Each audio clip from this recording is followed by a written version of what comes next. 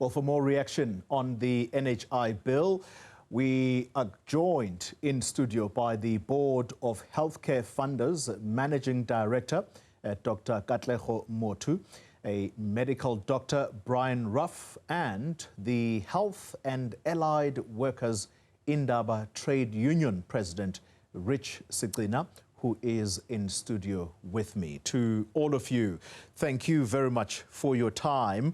And let's begin what I'm hoping is going to be a simple conversation trying to decode what is probably a complicated conversation. So let's start with you, Mr. Sicina in studio. What conversations are being had in corridors in hospitals as nurses go about doing their work around NHI? Is there even a conversation about NHI and how you are hoping it is going to perhaps improve the working conditions at your work? Thank you, Claudia, for having us. You know what, in our corridors, obviously we are talking about NHI a lot. It's a very difficult, it's not an easy topic to talk about because our views are different. Yeah. As Health and Allied Workers in our trade union, we are saying NHI must come. Remember, I'm working for public sector. I'm a professional nurse specialist who is doing bedside nursing. I have seen how we have sent prematurely patients into the grave because of gross shortage of staff, gross shortage of material resources. And when we sit down and try to come up with a proper diagnosis to say, where are we losing it? Obviously, corruption will come into place. And then in the midst of that particular corruption to say, why is our public sector is dysfunctional? Why there's so much of a big gap between private sector and public sector? It's because of this two-tier system. Yeah. This private sector and public sector. You look now, who is actually rejecting NHI? Who is saying no to NHI? It's those people who are talking from a position of privilege. Those of us who are actually seeing patients and ourselves, by the way, subjected to mediocre and substandard way of doing things. We are saying the only thing that will actually have our healthcare system in South Africa functioning well like a well-oiled machine is if it's worker controlled, it's community controlled. If all of us are singing from the same hymn, Xoli, if all of us are singing in this room here in Newzroom Afrika, politicians, those who are financially well off, educated, and people who are staying in affluent places, if we are all subjected to the one healthcare sector in South Africa, I am telling you, our healthcare system will function well, because now at the moment, public sector is dysfunctional. But who is complaining? Those who are beneficiaries of public sector are poor. Yeah. They don't have like the word, and their voices, no one is listening to it. But if me and you, Xoli, and the entire educated fraternity of South Africa, we are saying no to mediocre and substandard way of doing things in South Africa, if we stage a war, all of us, against corruption, all of us in South Africa, things will be better. The only thing that will make South African healthcare system work at the moment is NHI.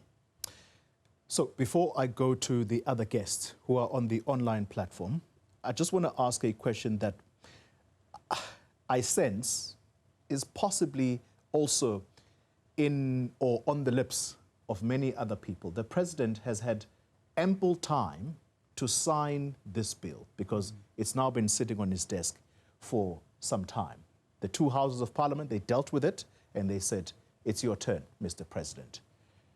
And he has decided that he is going to sign it and by so doing organizing a signing ceremony in Pretoria tomorrow.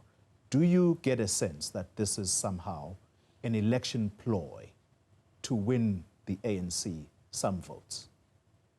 It is. It is a way of saying to, that is why they're actually going to organize a ceremony of saying we have now signed an NHI Bill. As Health and Allied Workers in our trade union, we are not oblivious, actually, on the fact that this NHI is not, it's going to collapse. Let's be clear in as far as that is concerned. But let it collapse for all of us. Therefore, ANC must never fool us. They fooled our mothers, they fooled our fathers, not with this generation. We know very well that this is electioneering. They wanted to lie to people of South Africa. I actually saw Panyaza Lisufi lying unprovoked to people to say immediately after 29th of May, everyone will be having a NHI card. You can go to Netcare, you can go to anywhere and be treated. That was a lie from the side of the ANC in the true sense of things. But nonetheless, we are saying let NHI come. If it fails for all South Africans. Whether we are in Stellenbosch, we are in Fourways, we are in Mlazi, you are from Kwanongoma, let it collapse for all of us. That's it. Let's come to you, Dr. Katlego Mothudi, from the Board of Healthcare Funders. I want to begin with the latter part of Mr. Sicina's response.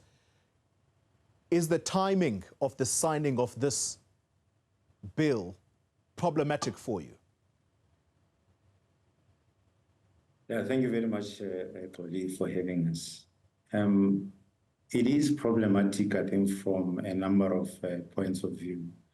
First, let me say that the actual signing of the bill now is a bittersweet moment. One, because South Africa is a signatory to the United Nations and WHO's intent to introduce universal health coverage. So we do endorse that position.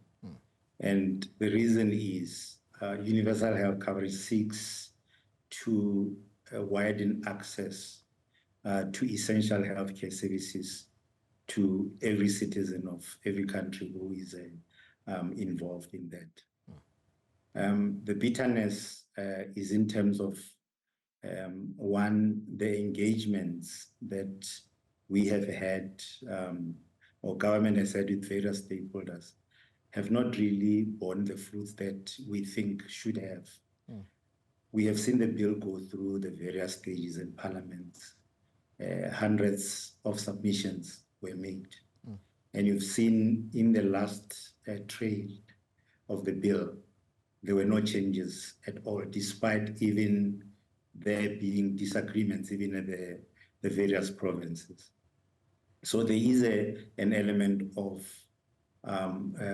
concern that there is a rush to conclude the process, and this will actually make the bill not fit for purpose. Yeah, we have been at pains to try and engage the Department of Health, Parliament, etc., and even recently the President to say that we are for the introduction of universal health coverage and recognize that the NHI Bill is a tool, but only one of those tools that might propagate us to that instance.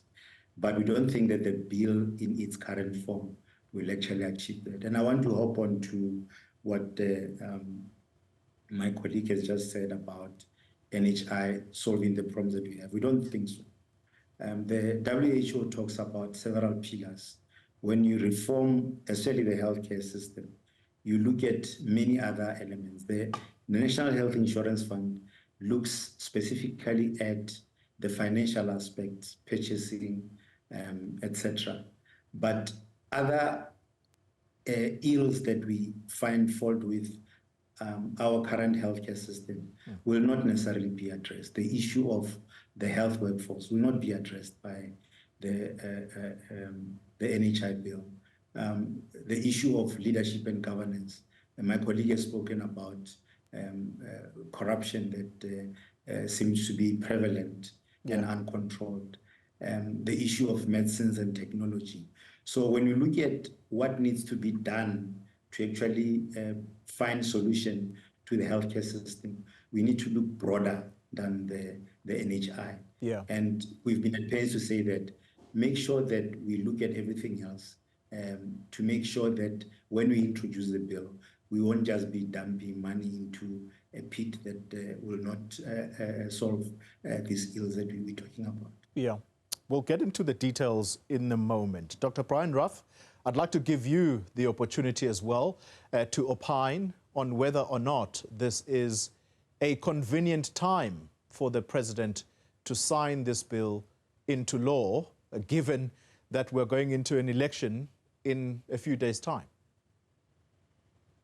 Well, thank you. First of all, thank you for inviting me. I don't know about you, but I'm really enjoying having electricity every day. So, let's be in election season all the time. There's been remarkable delivery in a number of areas. So I guess one is not surprised. All right. I think that was very short to the point. Rich, let's come back to you in studio. You are in support of NHI. I think let's be clear on that. However, you said a statement before I went to the other fellow panelists, and that is that this NHI is going to collapse. Why do you feel so strongly about that? What is it for you that is a red flag about this bill being implemented, I guess, in its current form, because that's what everybody is complaining about? First of all, there are three things that are causing our public healthcare system to be specific, to be dysfunctional. It's gross shortage of staff, gross shortage of material resources, and dilapidated buildings. We saw on the video there where the other guy was saying people, more especially in rural areas, travel long hours and distance to reach a healthcare service. Already, those are existing problems that we need to fix. And we are saying, bring NHI, let's look into these things. This bill doesn't have to be perfect per se. It's more or less like the Constitution. The Constitution is not exhaustive. That is why we have acts, we have SOP, we have regulations. We will perfect it as we go along. But look here, already there are oppositions. That is why it's going to collapse. It's going to collapse because here there's private sector that is protecting itself. There is a $1 million a business in terms of medical aid schemes. That is why they are scared. That is why I was saying earlier, look who is actually anti-NHI, who is saying this NHI must not. Majority of them is those who are actually speaking from a point of privilege, because once there is NHI in, for example, GEMS, government is no longer going to subsidize you on GEMS if you are a card-carrying member of NHI. Then you ask yourself, what is then going to happen to those medical aids? We must channel that money to fund NHI. So which business then is going to collapse? That is why we are sitting in a situation where there are elements already who are actually going to make sure that corruption, we are not going to deal with corruption, so that we will continue using corruption as a source of interest to say this NHI is not going to work, to protect private. By the way, Toli, I usually say public sector is dysfunctional in South Africa to serve the interest of private sector. How? Because people who are financially well off, a person who's financially well off will never subject him or herself to mediocre and substandard way of doing things in public sector, where we are going to arrive at 8 o'clock and see a nurse at 4 o'clock or see a doctor at 4 o'clock, but we were there at 8 o'clock. We're not going to go to Chris Ani Parakwana, Prince Mshieni, and stay in casualty for 7 days in a stretcher. Because you are financially well off, you are paying medical aid. We are not going to subject yourself to that. Therefore, you are going to opt to pay for medical aid and go to private sector. Now with NHI, we are saying all of us will be treated the same, will be subject. And our people, those who have never have a feel and touch of being treated in a private facility, are actually going to run to private sector and collapse private sector, by the way. Me and you, when we are sick, we are going to phone Mediclinic, we are phone Netcare, and they will be telling you it's full. People who are rejecting NHI are those people. They are scared of whatever we always talk about that is happening in public sector. They think with NHI, whatever is happening in public sector is going to be taken to the private side of doing things. Instead of us sitting here, Toli, we must come up with a way of saying, how do we make this NHI work for universal coverage? Let's even abolish private sector, by the way. In South Africa, there must be one healthcare system that is covering everyone. Let's abolish even those medical aid schemes, by the way. Why are we going to continue having medical aid? If we have NHI, we are all carrying those cards. Let's channel that money to funding NHI. Dr. Motu, let's spell it out tonight. What is the problem with the NHI bill in its current form? You said earlier there have been several engagements and you feel that this is a rushed process by the government of the day. What exactly is problematic about it? When we examined the bill, we looked at several technical aspects of it. And we feel that it does not quite satisfy let me say, the constitutional requirements that form the basis of how we run the country.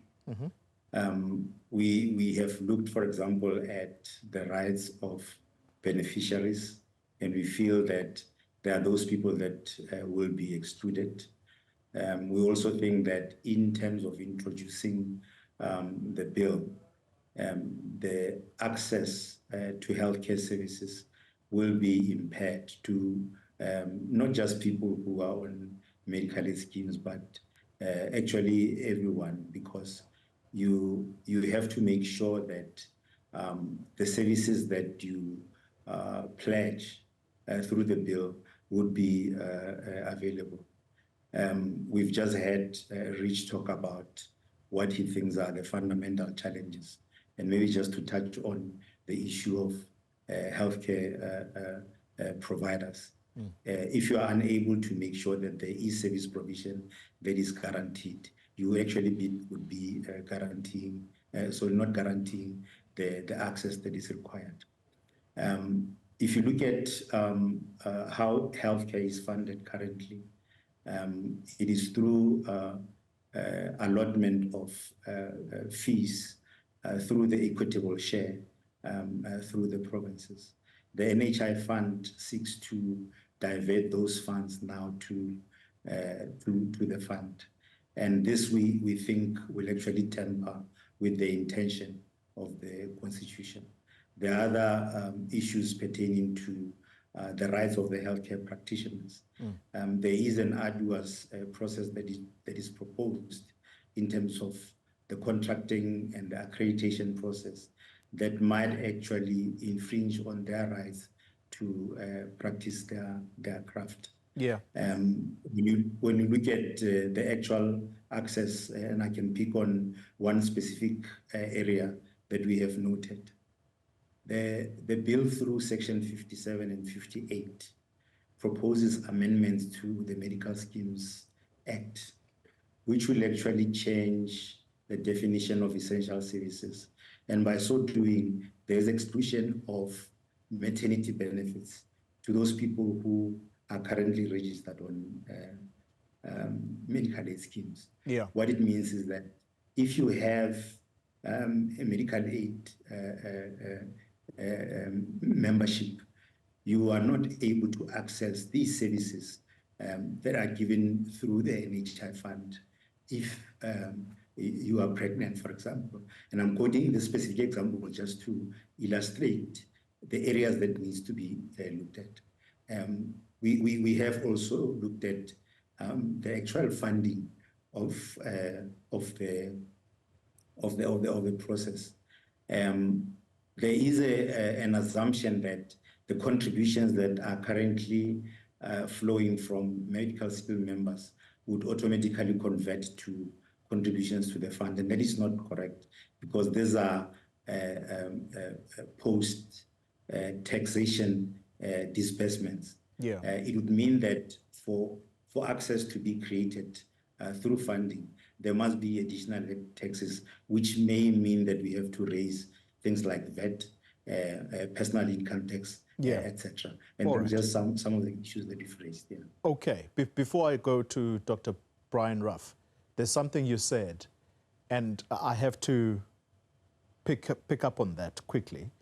You're saying that the bill, in its current form, will not meet or does not meet constitutional muster, and that's partly because some people will be excluded.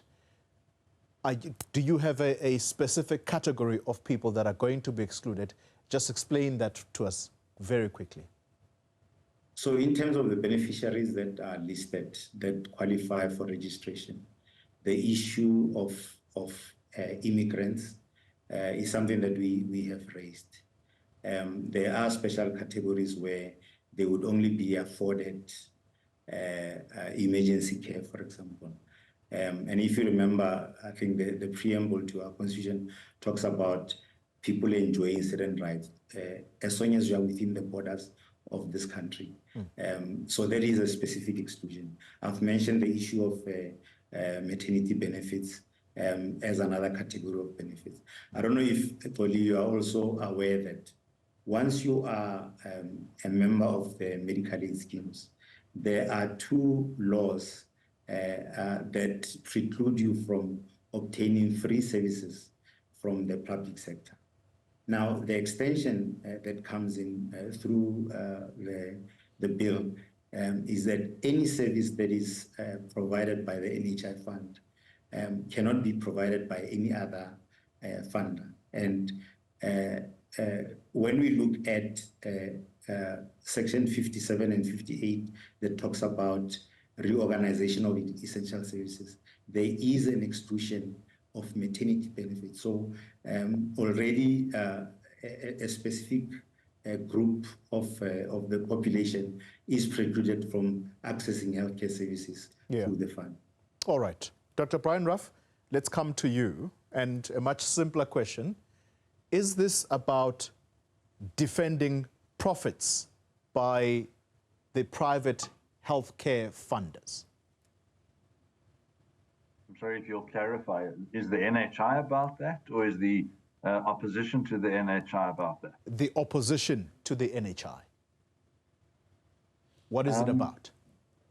So I think, unfortunately, I think we need to really simplify the what's happening at the moment. And I think a lot of the opposition is because of quite poor communication about what, in fact, is the NHI and what problem is it solving. And so if you'll indulge me, I'd like to just go back a little bit and explain, in my view, the real problem. So just to respond to some of the earlier comments, in South Africa as a country, if you think about our health system overall, there is certainly no lack of doctors or nurses or hospital beds, nor do we spend too little money.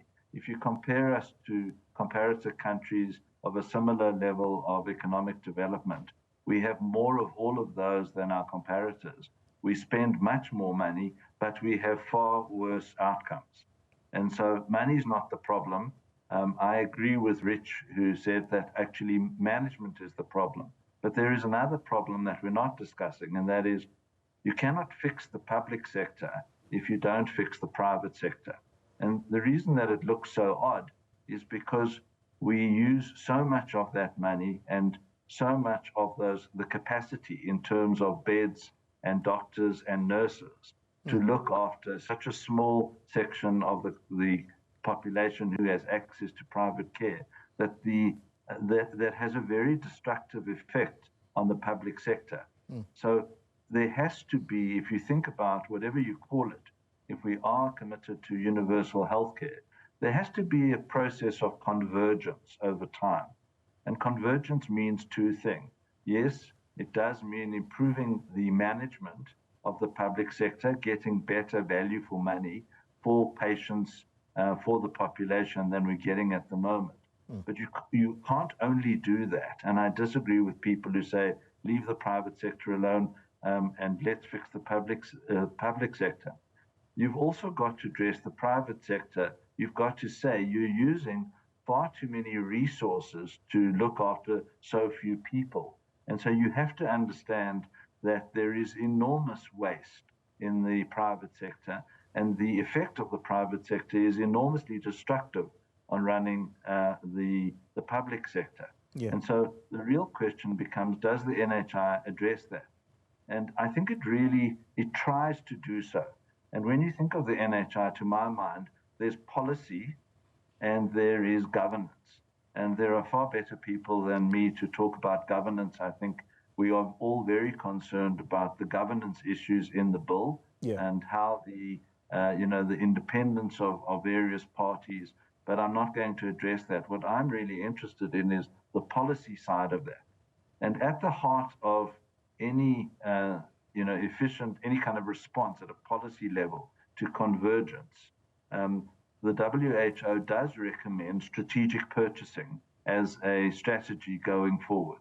And to somewhere buried in the NHI is in fact a commitment to splitting the, instead of funding the public sector as a kind of budget system in which a health department is both the funder and the provider. Yeah. There is a commitment to splitting the purchase role from the provision role. And the idea there is obviously to bring some kind of discipline to value in the public sector. But in the private sector, the idea is to get rid of the enormous waste and the very poor capacity that all those doctors and nurses actually bring because they all work alone. And because in particular in the private sector, we do so much work in hospitals, meantime we really ignore the general practitioner and the primary healthcare system is so marginalized that the system produces really poor value for all the money and all the capacity that it has. And so what I'm interested in is saying, well, the NHI Act is there, it's getting signed. Can we use it in the way that I guess internationally it's been used, which is to address the efficiency issues that we need to in the public sector and the private sector. And I think to that extent, we should stop kind of, having these discussions at the margin. And we should say, well, how does strategic purchasing work? And can it work in this country? And to my mind, that's a very interesting question and well worth discussing. All right. We'll get into that in a moment. Let's take a break. And when we return, we'll pick up on some of what my panelists have had to say. You're watching News at Prime. If you're just joining us, good evening to you. We are discussing the National Health Insurance Bill. The President intending to sign it into law tomorrow. Let me remind you who my guests are. We have the Board of Healthcare Funders Managing Director, Dr. Katlego Mothudi, and we also have Medical Dr. Brian Ruff, and we have the Health and Allied Workers Indaba Trade Union President, Rich Sicina, who is with me in studio. Dr. Brian Ruff, I want to come back to you quickly before I bring it back to studio. You said two interesting things that have piqued my interest, and there's perhaps one final question as an override. You're saying that there is enormous wastage in the private healthcare space and that it needs fixing. Those listening are going to say, what are you talking about? The private healthcare space is well run. You only have to go to the public healthcare space for you to understand what wastage means. And perhaps lastly, do you think there's anything wrong with the bill as it stands? So to address your first question, and this is what I meant by saying, at the end of the day, we need to understand where the system is broken and at a policy level, how to fix it. So if you analyze the private sector, I think people would be surprised to understand that at the moment, the money that is spent in the sector on medical aid claims, probably 70 to 80% of that is actually spent on the campus of a hospital. At the same time, the medical schemes are spending under 5% on general practitioners working in the community. Anyone around the world will tell you, you cannot build an efficient healthcare system if you don't have a strong primary healthcare system. So this makes absolutely no sense. And if you go and do a proper analysis of patients in any private hospital on any day, you're likely to find 30, 40, 50% of the patients that are in the hospital beds are in fact not there because they have an acute medical problem that requires them to be in an acute hospital. Rather, they're there because they cannot get what they need out of hospital because there are no benefits, and because there are no benefits, there's no capacity. And so instead of spending, 5,000 Rand on a scan, we admit someone and spend effectively 30,000 Rand on the same scan, but in order to gain benefits. And there are many other examples. So the reality is our system, the private system, is enormously expensive, and actually its results, its outcomes are pretty variable around the country. They're not particularly good all over the place. And so there's enormous scope for using the enormous capacity, the 70% of specialists who really work only in the private sector, but actually are involved in the care of actually relatively few patients because they work on their own. Whereas in any normal system, they would be surrounded by a large team of colleagues, and using their enormous and very rare skills, the effect of their knowledge would actually stretch to multiples more than the small number that they see at the moment. So the private sector is really an enormous opportunity to produce much better outcomes at much lower cost, without actually, in fact, probably improving the quality that we have. And so you've really got to dig down in order to understand that properly. Yeah. Are there problems in the bill? Well, I'm not a lawyer. My sense is that there were certainly some improvements, as I understand, along the way. But I think there remain huge governance challenges. But I think what really matters at the end of the day is and we don't know this yet, is will the NHI turn out to be a more effective contractor, a more effective strategic purchaser in order to get better value in the public sector and in the private sector, then certainly the commercial administrators of commercial medical schemes have actually turned out to be over the last 2 or 3 decades. And to my mind, the proof is in the eating, and that's where we should be focusing our attention. Sounds like you're talking the same language as Rich, that implement it and let's see what comes out. Rich, does it surprise you that a doctor who's possibly worked in the private healthcare space says there's a lot of wastage there? If you're going to fix the public sector, fix the private sector first. Totally, I'm not surprised. I'm really not surprised. I was actually saying in our HI2 corridors to say if private sector was smart, if they are not looking at this as a form of rejection, but to say, how then do we benefit going forward? I was actually going, if I was the director there in private sector, I was going to say, let's sit down, let's structure our private sector exactly as public sector is structured. How truly? When you go into my ward, for example, a cubicle, I'm working in a 45-bedded ward. Just imagine, take that particular ward, a 45-bedded pediatric ward, and take it to private sector. And all those people are card-carrying members. You see what the person who stands to benefit more from this NHI bill or this NHI universal coverage is private sector. Let them look at how a public sector has structured its buildings and stuff like that, and copy exactly that and say, because people of South Africa, naturally, they are going to go to private sector. Once they are card-carrying members, they are going to run away from Telemokhoran, they will run away from Prince Mshieni, they will run away from all these so-called dysfunctional public healthcare facilities and go to private sector. Because they're saying that they've had a bad experience. Can you take that away from them? Can you blame them for that? Really, I really can't blame them. I really can't blame them, Tony, but look at this. Behind every behavior, there is a reason.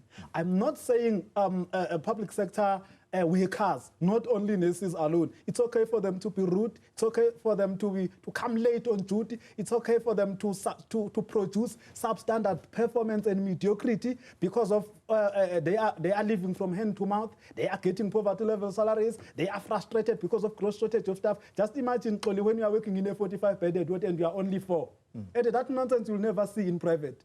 in private sector when it comes to resources, even though they have their own flaws as well, because they take everyone, even if you don't have a specialty, they will take you and throw you into ICU, even if you are not ICU trained. As long as there is a body there, private sector is good in that. But in public sector, at the moment as we speak in Gauteng, we see all MECs and ANC comrades making noise about us having to go and vote them on the 29th. But our facilities are falling apart. The central office here in Gauteng and in KZN, by the way, they are failing to purchase cartridges for us to photocopy. We don't have photocopying machines as we speak. All those things are frustrating on us because we want to wake up every day, go there, excel and produce quality. We are tired of being used by this system as accomplices of murder, where you are hopeless. You see a child or a patient, you have resuscitated, you have intubated this patient. This person actually can have a second a chance at life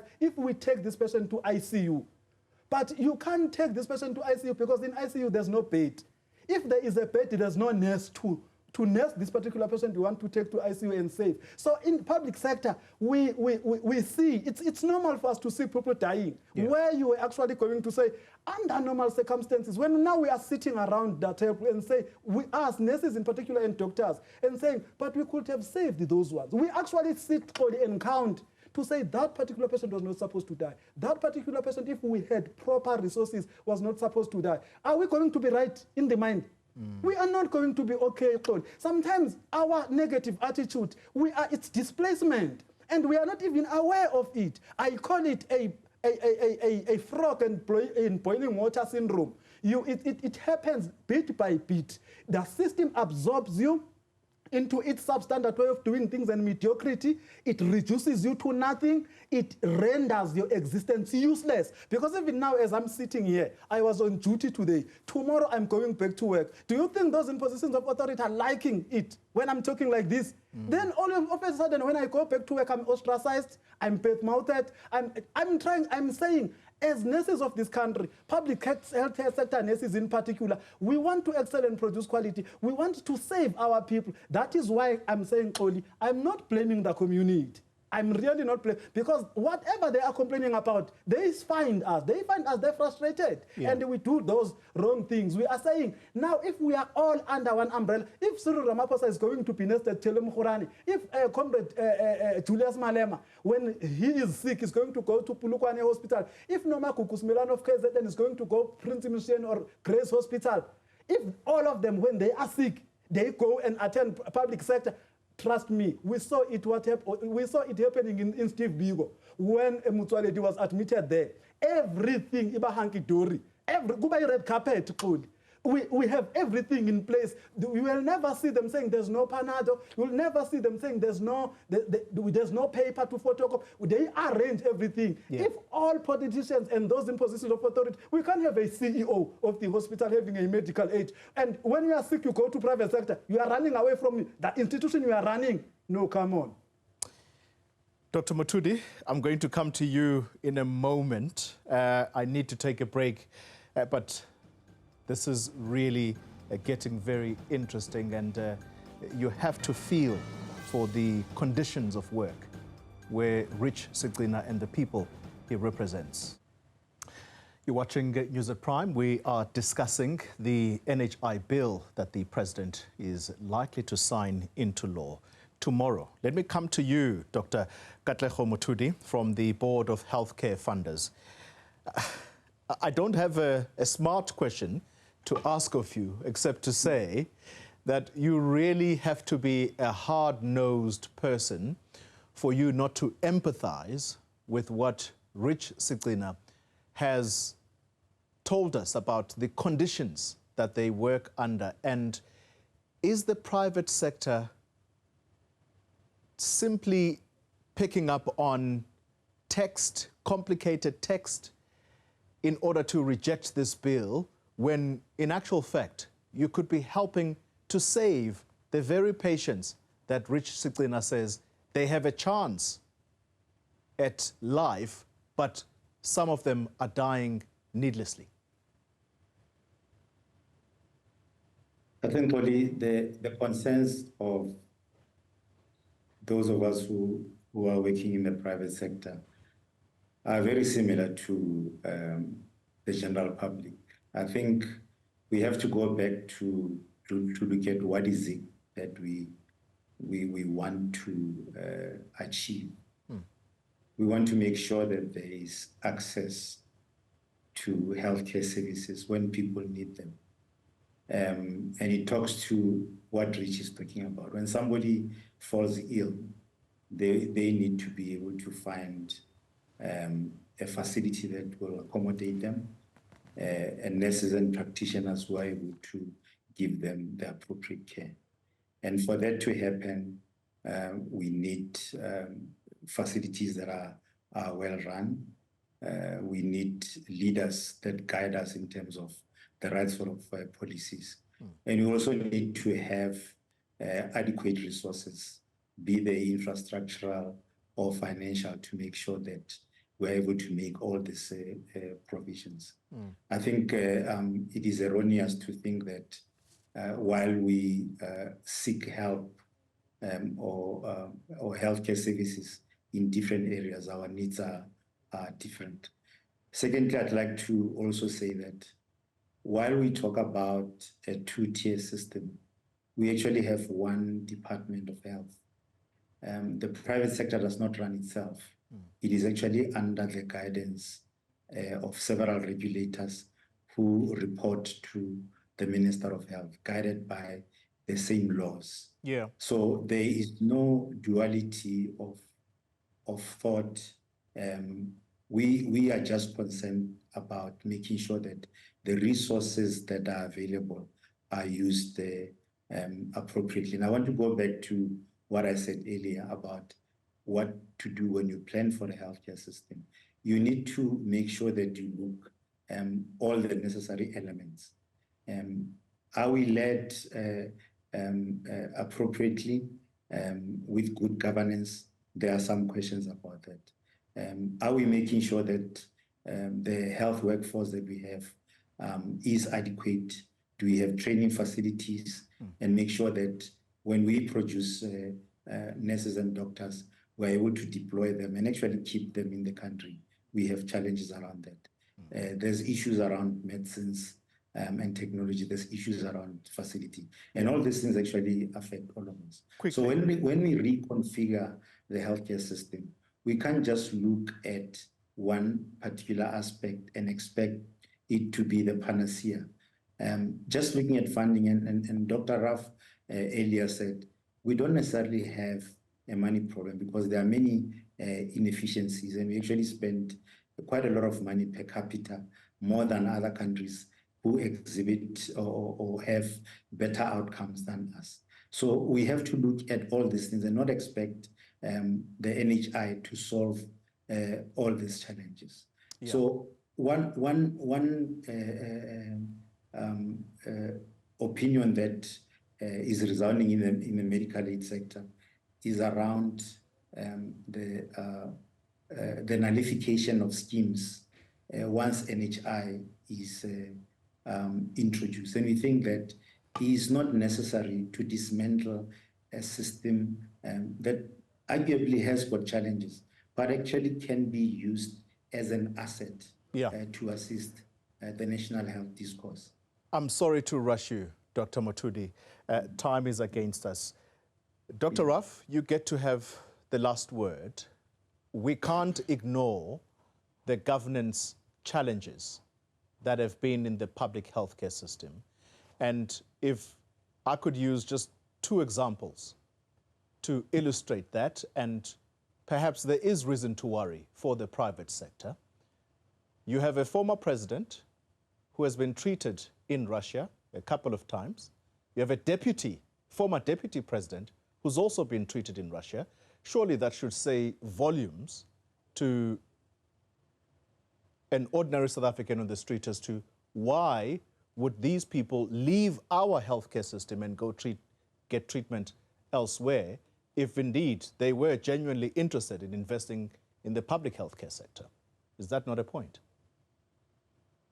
I think that might have more to do with their paranoia or perhaps espionage than anything to do with our local medical system, to be honest.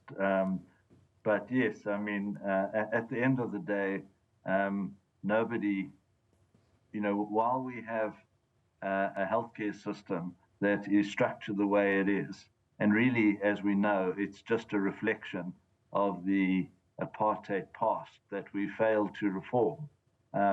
No one's happy and no one's secure.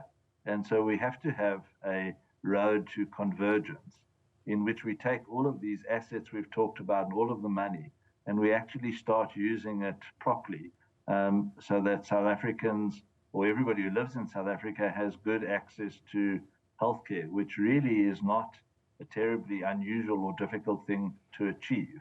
But the real question is, how do we get there? And I think we really haven't even begun to have that debate. We've allowed ourselves to be distracted with all kinds of what, to my mind, are minor issues. And I would wish that this debate would get to where it's meant to be, which is the WHO is recommending that strategic purchasing by competent people on behalf of populations is the way to go. Yeah. And the real question is, does the NHI actually incorporate that in a way that might work? Let's have that discussion, because to me, that's the one that matters. All right. And we certainly will make time for that discussion. All right. Let's end it there.